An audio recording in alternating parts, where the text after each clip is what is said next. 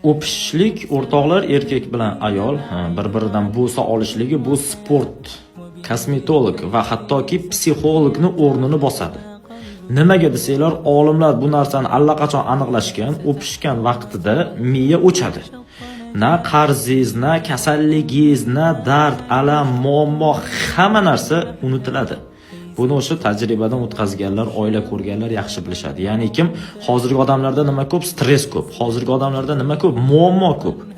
O'ylanaveradi-da yechim topilmaydi. O'ylanishlik bilan hal bo'lib qolganda edi, u boshqa masala. Lekin odamlar hayotdan zavqlanishni unutib qo'yapti. Men aytaman, bu videoni o'zingiz juftingizga tashab qo'ying, mana shu ish uchun sizga vaqt ajratsin. Albatta bu ikkovingizlarga ham foydali.